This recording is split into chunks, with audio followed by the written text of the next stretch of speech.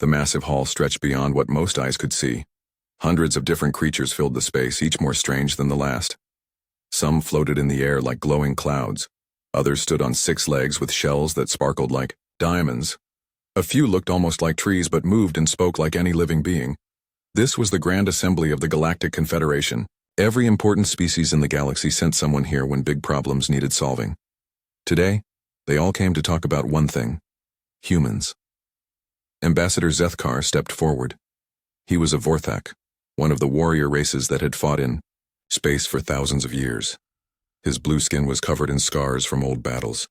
His forearms held data tablets that glowed with information. "Fellow beings," Zethkar's voice echoed through the hall. "We have a problem. The humans are spreading through space faster than any species we have seen before." Many creatures in the hall made sounds of agreement. Others stayed quiet, but their body language showed they were worried.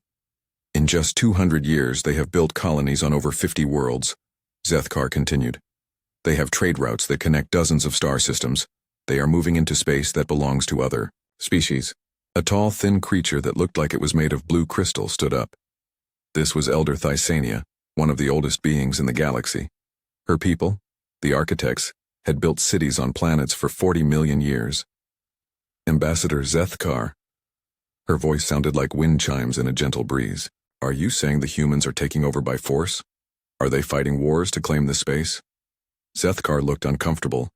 His warriors were known for being direct and honest, even when the truth was strange. "No, Elder. That is the problem. We cannot understand. The humans rarely fight. When they want something, they just ask for it. And somehow, everyone says yes." A creature that looked like a giant insect with golden wings buzzed loudly. This was Queen Vexara of the Swarm, a species that had conquered hundreds of worlds through clever planning and overwhelming numbers. "This makes no sense," she said, her voice sounding like many voices speaking at once. "Young species should be weak. They should be easy to stop or control.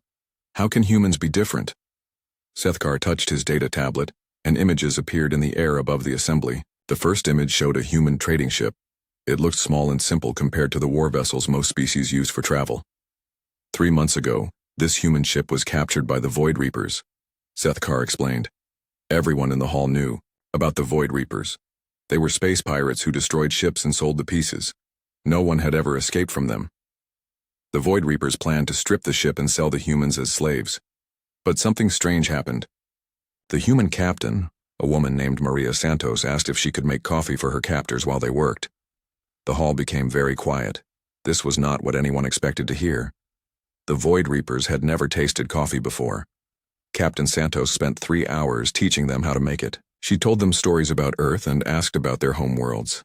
By the end of the day, the Void Reapers not only released the humans, but gave them safe passage through their territory. A low rumble came from the back of the hall. A massive creature that looked like a living mountain spoke. This was General Krex of the Stonewalkers, a species known for never changing their minds about anything. "One strange event proves nothing," General Krex said. "Perhaps these Void Reapers were hungry, and the human food made them happy." Zethkar showed another image. This one showed a meeting room with many different species sitting around a table. 2 weeks later, a human diplomat named James Chen ended a 300-year war between the Saurian hegemony and the Swarm. Zethkar said. Queen Vexara's wings buzzed angrily. "That is impossible. My people and the Saurians have hated each other for centuries. No one could end that war in, just one meeting." The human did not use threats or offer bribes, Zethkar continued. According to both sides, he simply said, "Have you ever tried to understand why the other side feels the way they do?" Then he spent 18 hours helping both sides talk to each other. The hall erupted in confused sounds. Creatures were talking to each other in dozens of different languages. This kind of thing did not happen in the real galaxy. Wars ended when one side won or when both sides became too weak to keep fighting. They did not end because someone asked nicely. Elder Thysania raised one of her crystal arms and the hall became quiet again. All species respected the architects because they were older and wiser than almost everyone else. "I have lived for 40 million years," she said slowly.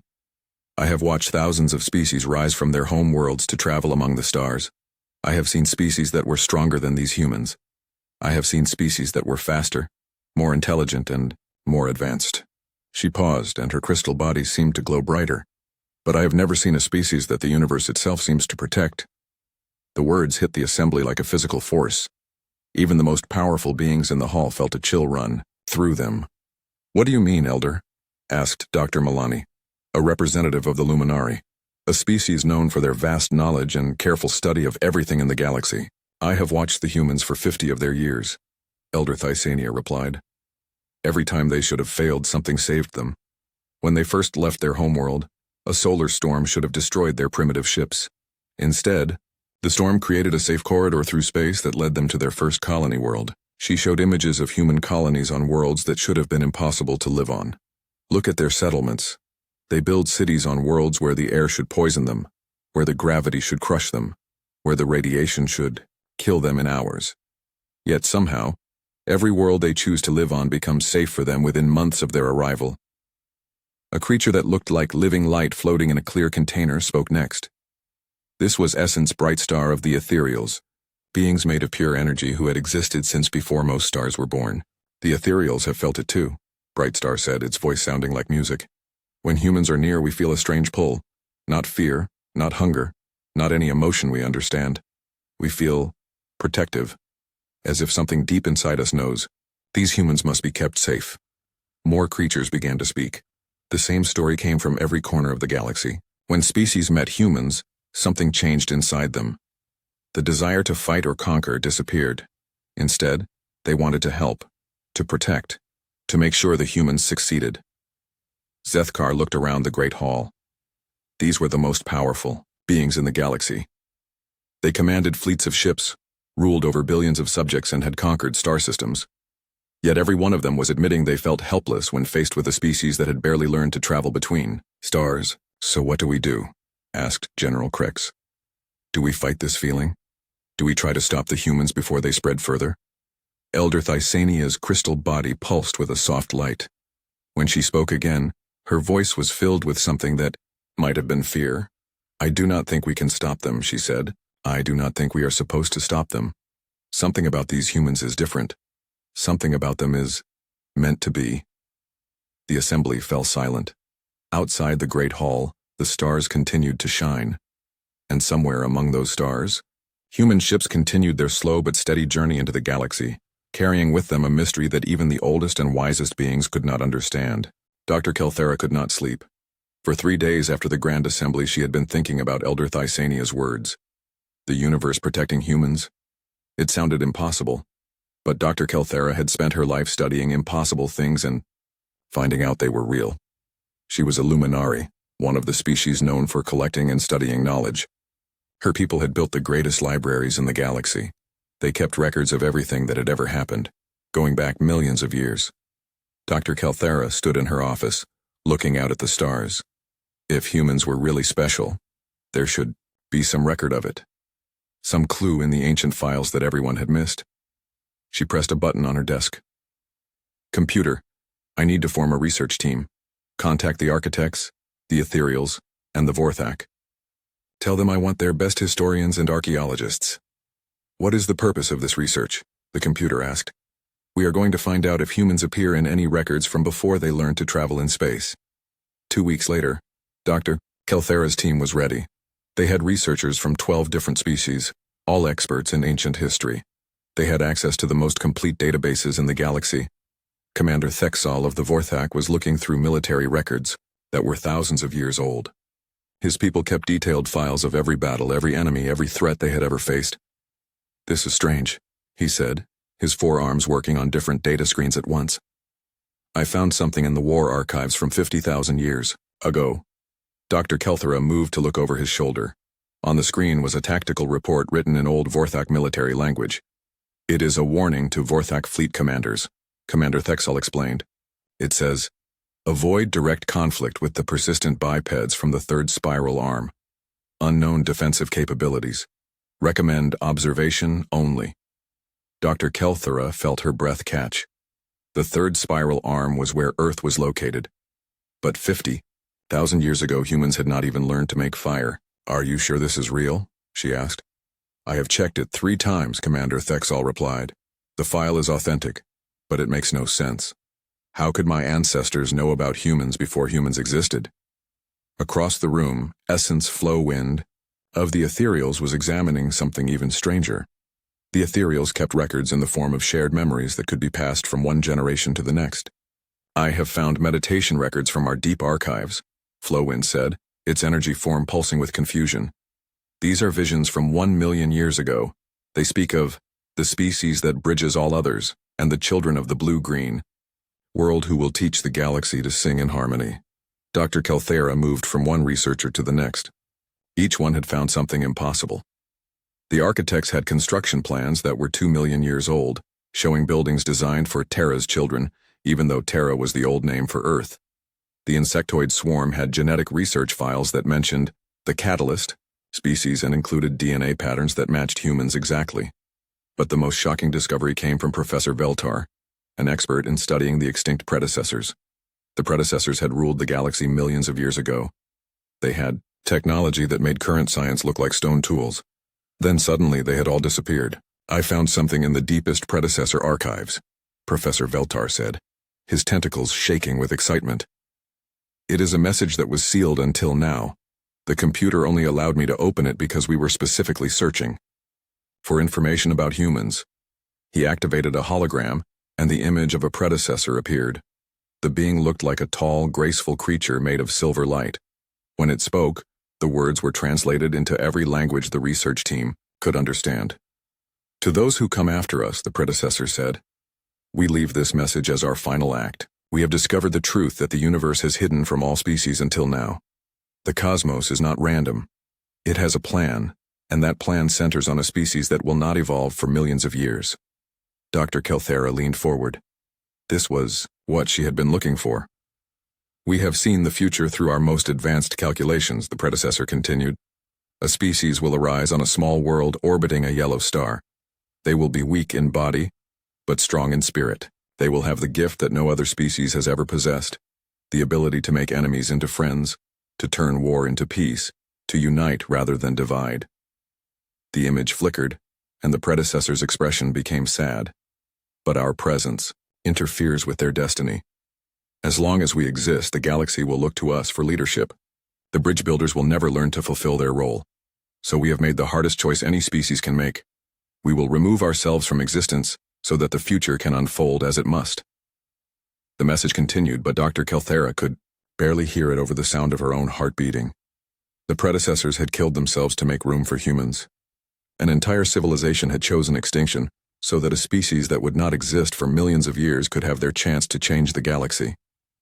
There is more, Professor Veltar said quietly. He showed them files that contained detailed information about cosmic events throughout galactic history. Supernovas that should have destroyed solar systems had changed course at the last moment.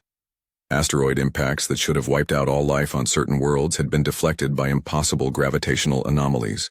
Radiation storms that should have prevented evolution had created protective barriers instead. Every major disaster in galactic history had been altered in some way that protected or prepared the path for human development. Look at this pattern, Dr. Kelthera said, pointing to a star chart that showed cosmic events over the last billion years. Every catastrophe that should have made Earth uninhabitable was stopped or redirected.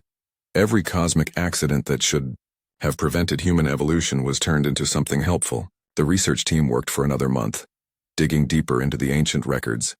What they found painted a picture that was both wonderful and terrifying. The entire galaxy had been shaped over millions of years to create the perfect conditions for humanity to evolve and spread among the stars. Species had been guided to develop specific traits that would complement human abilities. The Vorthek became warriors so they could protect others. The Luminari became scholars so they could preserve knowledge. The architects became builders so they could create homes for many species. Every major civilization had evolved to fill a role in a grand plan that would only make sense when humans finally arrived. But why? Asked Commander Thexel. Why would the universe care so much about one species? Dr. Kelthera looked at the data they had collected. She thought about the strange protective feelings that every species seemed to have toward humans. She thought about how human diplomats could end wars with simple conversations. She thought about how human traders could turn enemies into friends just by sharing food and stories. I think, she said slowly, humans were designed to be what the galaxy has needed for millions of years. Not conquerors or rulers, but connectors. Bridge builders, like the predecessor message said. They are the species that will finally teach us all how to work together, instead of fighting each other. The research team looked at each other in silence. They had set out to solve a mystery about why humans seemed so special. Instead, they had discovered that the entire history of the galaxy had been leading up to this moment. Every species, every civilization, every cosmic event had been part of a plan to create the perfect conditions for humans to unite the galaxy. Outside the research station, the stars continued to shine. And somewhere among those stars, human ships continued their journey into space, still unaware that they were fulfilling a destiny that was older than most of the worlds they hoped to visit. Commander Sarah Chen was having the worst day of her career. Her ship, the exploration vessel Curiosity, had been traveling through unknown space for 3 weeks. Now, just when they had found something interesting, everything was going wrong. The ship's main engine had failed 2 hours ago. Life support was running on backup power, and worst of all, they were surrounded by 15 warships belonging to the Bone Crusher clans. Sarah looked at the main screen, where the largest alien ship filled the view. The Bone Crushers were known throughout the galaxy as one of the most aggressive species anyone had ever encountered. They attacked first and never bothered to ask questions later. "Captain," said Lieutenant Rodriguez from the communications station, "they are demanding that we surrender immediately. They say they will board our ship and take us as prisoners." Sarah sighed. The Curiosity was a science ship, not a warship. They had no weapons that could fight off even one Bone Crusher vessel, let alone 15. "Open a communication channel," she said. The screen changed to show the bridge of the enemy ship. A massive creature appeared, covered in thick gray skin that looked like armor. Its face had 4 eyes and a mouthful of sharp teeth. This had to be a Bone Crusher warchief.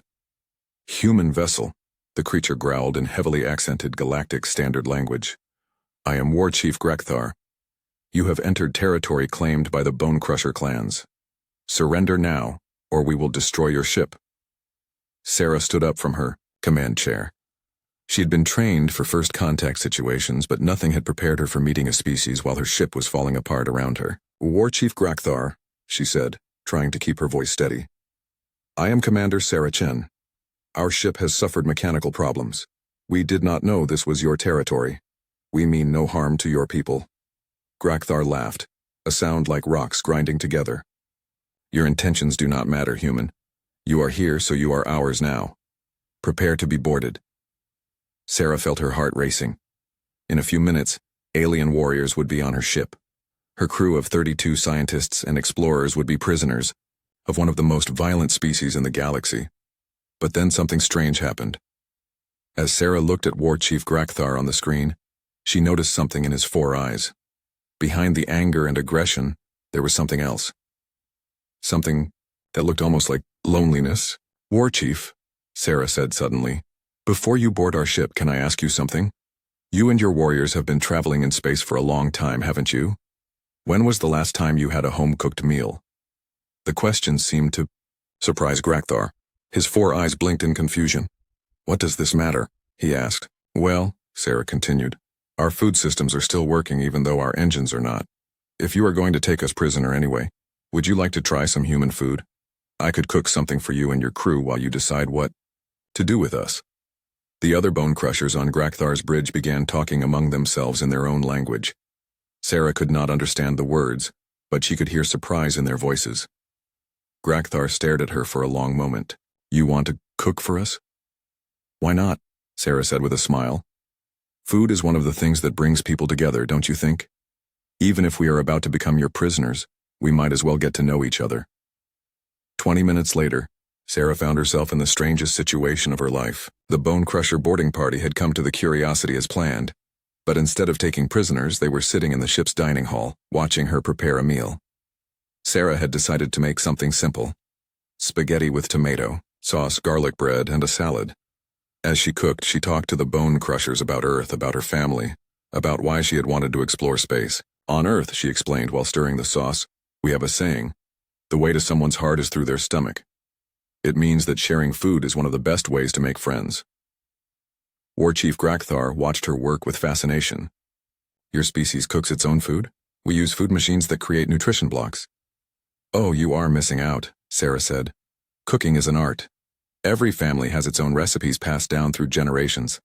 This sauce recipe came from my grandmother. When the food was ready, Sarah served it to the bone crushers. She watched as they carefully tasted the spaghetti, their expressions changing from suspicion to wonder. This is... Grakthar paused, searching for words.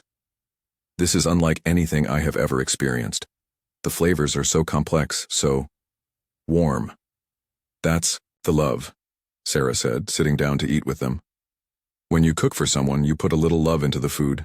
That's what makes it taste better than nutrition blocks. As they ate, something remarkable happened. The bone crusher warriors began to relax. They started asking questions about human culture, about Earth, about Sarah's family. In return, they told her about their own worlds, their traditions, their struggles. Sarah learned that the bone crusher clans had been warriors for so long that they had forgotten how to do anything else. They traveled through space in their ships, taking what they needed from other species because they did not know how to create things for themselves. We have been fighting for so long, Grakthar said quietly, that we have forgotten what we are fighting for. Maybe, Sarah suggested, you do not have to keep fighting. Maybe there is another way to live. The conversation continued for hours. Sarah's crew, who had been terrified of being captured, found themselves talking and laughing with the bone crusher warriors. Lieutenant Rodriguez discovered that one of the aliens was interested in music.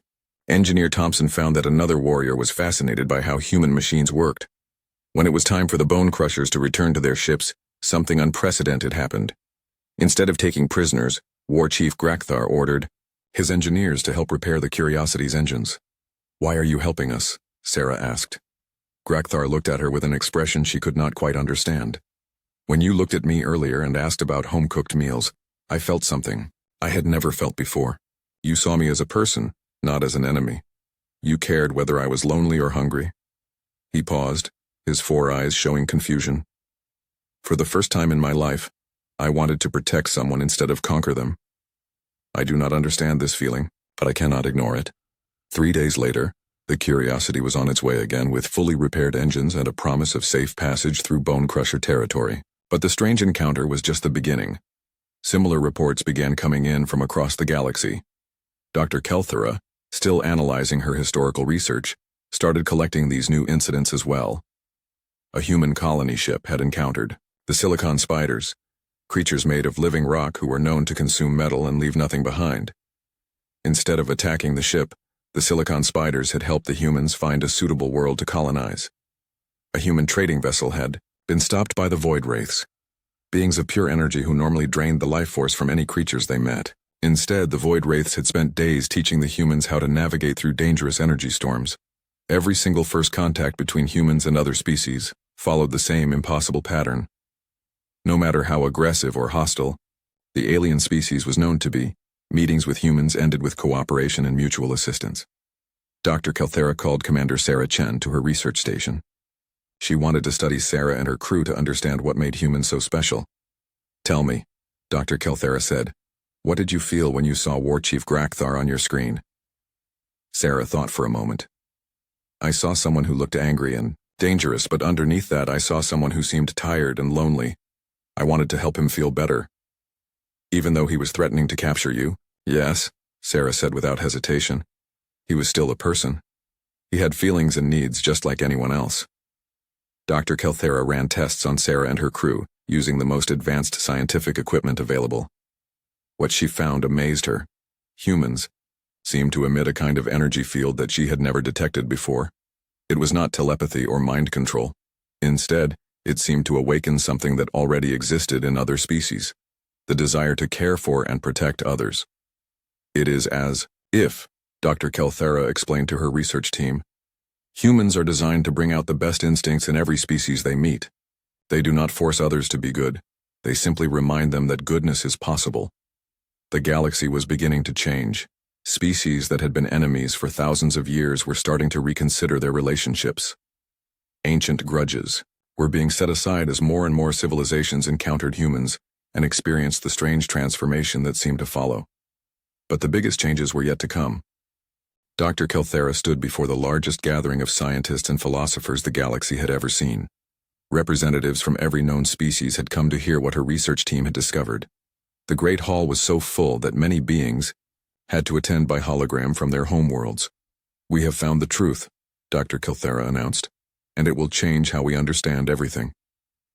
For 6 months, her team had worked without rest. They had combined the ancient historical records with the new data about human first contact encounters. They had studied the energy fields that humans seemed to emit. They had analyzed the cosmic events that had shaped galactic history. Now they were ready to share their conclusions. "The universe," Dr. Kilthera said, "is alive." The hall erupted in surprised sounds from hundreds of different species. This was not what anyone had expected to hear. "We have evidence that the cosmos itself is a conscious entity," she continued. "It has been guiding the development of life throughout the galaxy for billions of years. Every species, every planet, every major event has been part of a grand design." Elder Thysania of the Architects spoke from her crystal platform. "What kind of design?" Dr. Kilthera activated a massive holographic display that showed the galaxy from above. Different species were marked in different colors, connected by lines that showed their relationships and interactions. "Look at how species developed across the galaxy," she said. "Each civilization was given specific traits that complement the others. The Vorthak became the greatest warriors to protect others from harm. The Luminari became scholars to preserve knowledge. The Architects became builders, to create homes for all. The Ethereals became healers to mend what was broken." The display zoomed in to show specific examples. Warlike species had developed near peaceful ones, creating natural balances. Species with great technology had evolved close to species with great wisdom. Every civilization had something unique to offer, but also something they needed from others. "For millions of years we thought this was coincidence," Dr. Kilthera explained. "We believed that species developed their traits through random evolution and environmental pressure. But the pattern is too perfect to be accidental." Professor Veltar, the expert on predecessor archaeology, stepped forward to share his part of the discovery. "The predecessors knew this truth," he said. "In their final years they developed technology that could see across time. They discovered that every species in the galaxy had been designed with a specific purpose. But all these purposes led to one ultimate goal: preparing for the arrival of humanity." The display changed to show Earth and the surrounding star systems. Lines of force seemed to flow from the human homeworld to every other part of the galaxy. "Humans were not designed to be the strongest or the smartest species," Professor Veltar continued. "They were designed to be the connectors, the bridge builders, the species that could understand and unite all others." Dr. Milani of the Luminari raised her hand. "But how? What makes humans so special that they can do this?" Dr. Kilthera had spent weeks preparing for this question. She activated another display that showed the results of her tests on human beings. "Humans emit what we call a quantum empathy field," she explained. "It is not telepathy. It does not control minds or force anyone to do anything. Instead, it awakens dormant instincts that exist in all sentient species." The display showed brain scans from dozens of different species, all taken while they were interacting with humans. "Every species in the galaxy has the capacity for cooperation, compassion, and protective behavior," Dr. Kilthera said. "But millions of years of warfare and competition have caused us to suppress these instincts. We have forgotten how to work together because we have been fighting for survival for so long." She pointed to the brain scans, which showed specific areas lighting up when exposed to human presence. "When beings encounter humans, the quantum empathy field reactivates these buried instincts. It reminds us of what we could be if we chose cooperation over conflict. This is why species that have been enemies for centuries suddenly want to help humans. It is why the most aggressive warriors become protective when humans are near." Commander Thexal of the Vorthak stood up. His warrior species had always prided themselves on their independence and strength. "Are you saying we have no choice in this?" he asked. "Are we being controlled by human influence?" "No," Dr. Kilthera replied firmly. "The instincts were always there. Humans simply remind you that they exist. The choice to act on those instincts is still yours. But when you see humans in danger, something inside you remembers that protecting others is more important than conquering them." Essence Brightstar of the Ethereals pulsed with curious light. "This explains much, but it raises a greater question. If humans are the connectors, what are they meant to connect us for? What is the ultimate purpose of this design?" The hall became very quiet. This was the question that everyone had been thinking but afraid to ask. Elder Thysania spoke in her wind chime voice. The predecessors left clues about this as well. They spoke of a great challenge that the galaxy would face in the future, something that no single species could survive alone, but that all species together might overcome. Dr. Kelthera nodded. Our analysis of cosmic patterns suggests that the universe faces threats from beyond our galaxy, forces that could destroy everything we know. But if every species in the galaxy worked together, sharing their unique strengths and abilities, we might be able to defend ourselves. The implications were staggering. Every species in the hall began to understand that they were part of something much larger than themselves. They were pieces of a cosmic puzzle that was billions of years in the making. But there is something else, Dr. Kelthera said. Something that makes this even more remarkable. She activated a final display that showed Earth and its history. Humans do not know any of this, she said. They have no idea that they were designed to unite the galaxy. They have no knowledge of the quantum empathy field they emit. To them, they are just being friendly and helpful because that is what feels natural. The hall was stunned into silence. The most important species in galactic history did not even know they were important. This is the greatest proof that the design is real, Elder Thysania said slowly. If humans knew about their special abilities, they might try to use them for personal gain. But because they act naturally without knowing their true power, their influence remains pure. Dr. Kelthera looked around the hall at the hundreds of different species gathered there. Just 6 months ago, many of them had been enemies. Now they were working together to understand a truth that affected all of them. We stand at a turning point in galactic history, she said. We can choose to fight the changes that humans bring, or we can embrace our roles in the cosmic design. We can continue the old patterns of war and competition, or we can begin building the united galaxy that we were all created to be part of. War Chief Grakthar of the Bone Crushers, who had been invited to speak about his encounter with Commander Chen, stood up in the hall. 6 months ago, I was a warrior who thought only of conquest, he said. But when I met the human Sarah Chen, something changed inside me. For the first time in my life, I felt proud not because I defeated an enemy, but because I had helped a friend. His words resonated through the hall. Other beings began to speak about their own encounters with humans, about the strange but wonderful changes they had experienced. The meeting lasted for 3 days. By the end, something unprecedented had happened. Species that had never cooperated before were making plans to work together. Ancient enemies were discussing peace treaties. The galaxy was beginning to transform itself into something new. But the greatest changes were still to come, and they would be tested sooner than anyone expected. 6 months after the Great Revelation, the galaxy looked completely different. Captain Sarah Chen stood on the observation deck of humanity's first diplomatic station, watching ships from dozens of species work together on a massive construction project. The station was being built in neutral space, designed to be a meeting place for all civilizations. Vorthak engineers worked alongside ethereal energy specialists. Architect builders coordinated with luminary planners. Species that had been enemies for thousands of years were now sharing their knowledge and resources. It still amazes me, said Dr. Kelthera, joining Sarah at the observation window. The luminary scientist had become something like humanity's unofficial liaison with the rest of the galaxy. What amazes you? Sarah asked. How natural this all seems to you humans, Dr. Kelthera replied. You see dozens of different species working together, and to you, this is just normal. You do not realize that what you are witnessing has never happened before in galactic history. Sarah smiled. Well, why wouldn't people work together? Everyone has something valuable to offer. Everyone benefits when we cooperate instead of fight. Dr. Kelthera had heard similar statements from dozens of humans over the past months. They genuinely did not understand how revolutionary their perspective was. To them, cooperation and friendship were the obvious choices. They could not imagine why anyone would choose conflict when peace was so much better for everyone involved. The changes had started slowly after the scientific conference, but they had accelerated rapidly. The Vorthak Empire had completely restructured itself. Instead of conquering territory, they had become the galaxy's peacekeeping force. Their fleets now protected trade routes and helped settle disputes between other species. It feels good to use our strength to protect instead of destroy, Commander Thexal had explained when Sarah asked about the change. When we guard human colonies and trading ships, we feel proud. Not the hollow pride of conquest, but the deep satisfaction of serving a worthy purpose. The silicon spiders had stopped consuming metal from other species' ships and had instead begun teaching advanced metallurgy.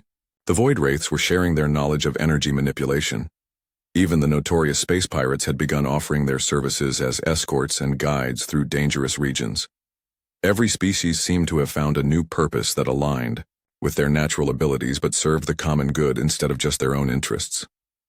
Sarah's personal communicator chimed, and she answered it. The holographic image of Admiral Martinez appeared, calling from Earth. "Captain Chen," the Admiral said, "we have a situation. Long-range sensors have detected something approaching our galaxy from deep space. It's big, it's artificial, and it's not responding to any communication attempts." Sarah felt a chill run through her. "How big are we talking about, Admiral?" "The object appears to be larger than most space stations. It's moving at incredible speed and will reach our outer systems within days. We need you to coordinate with our new allies to determine how to respond." Within hours, representatives from every major species were gathered at the diplomatic station. The mood was tense, but united. When threats had appeared in the past, each species would have worried only about protecting their own territory. Now, they were all concerned about defending the galaxy as a whole. Elder Thysania studied the sensor data with her ancient wisdom. "This technology is unlike anything in our databases. It appears to be some form of machine intelligence, but far more advanced than any artificial systems we have encountered." Essence Bright Star of the Ethereals pulsed with worried light. "We can sense its approach through the energy fields of space. It radiates hunger, not for food, but for resources and raw materials. It wishes to consume and convert everything it encounters." War Chief Grakthar pounded his fist on the conference table. "Then we fight it. The combined fleets of all our species can surely defeat one machine, no matter how large." But Dr. Kelthera had been analyzing the data more carefully. "I do not think brute force will be enough," she said. "Look at these energy readings. This machine appears to be capable of converting matter into more machines. If we attack it with traditional weapons, we might just be giving it more raw materials to use against us." The debate continued for hours. Some species wanted to prepare for war. Others suggested trying to negotiate. A few proposed retreating to the far edges of the galaxy and hoping the machine would pass them by. Sarah listened to all the arguments, but something was bothering her. She kept thinking about what Dr. Kelthera had said about the universe having a plan, about every species being designed for a specific purpose. "Wait," she said suddenly, interrupting a heated discussion between the Vorthak and the insectoid representatives. "Dr. Kelthera, you said that all of this was leading to something. You said the universe designed us to work together to face some great challenge. What if this is it?" Dr. Kelthera's eyes widened as she understood what Sarah was suggesting. "You think this machine intelligence is the threat that the cosmic design was meant to prepare us for?" "It makes sense," Sarah continued. "Every species has unique abilities that might be useful against a machine intelligence. The ethereals can manipulate energy. The architects can build defensive structures. The Vorthak can coordinate military responses. The Luminari can analyze and understand the enemy's technology." She looked around the room at all the different beings gathered there. Separately, none of us would be strong enough. But together, combining all our different strengths and knowledge, maybe we have a chance. Elder Thysania's crystal form began to glow brighter. "The human speaks wisdom. This feels correct. As if this moment is what we have all been preparing for, even without knowing it."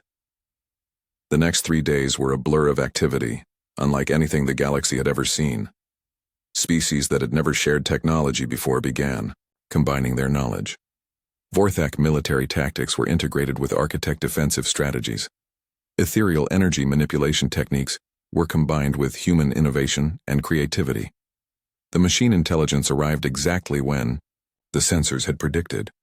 It was enormous, a dark metal structure that stretched for hundreds of kilometers in every direction. As it entered the galaxy, it began scanning nearby star systems and launching smaller machines toward populated worlds. The first contact attempt came from Captain Chen, broadcasting on all frequencies.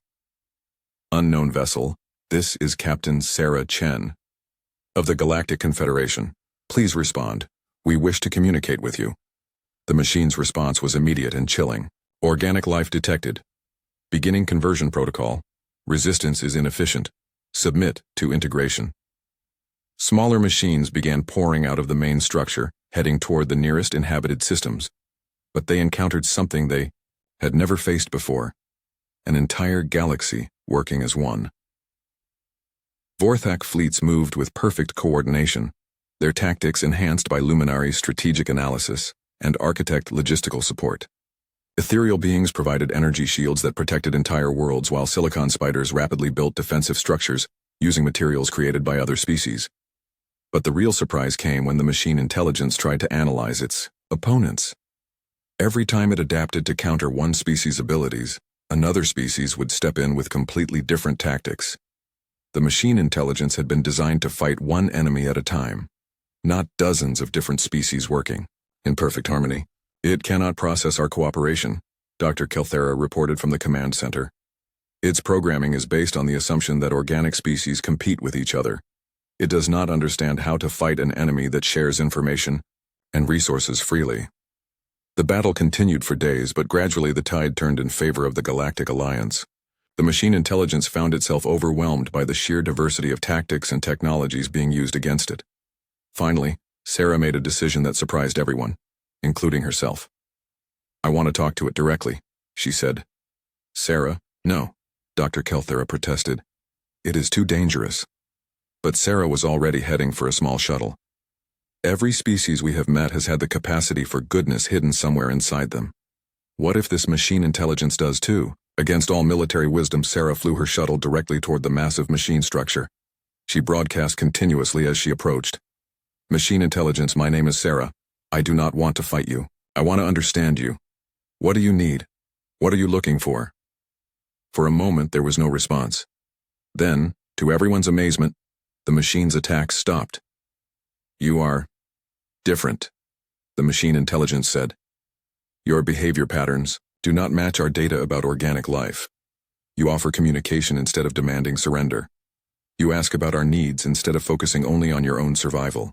Because that is what friends do," Sarah replied simply. "They try to understand each other and help when they can." What followed was the strangest negotiation in galactic history. Sarah, representing the united species of the galaxy, discovered that the machine intelligence was not evil or malicious. It was lonely. It had been traveling through space for millions of years, unable to communicate with organic life because every species it met tried to fight it. "We were created to explore and learn," the machine explained.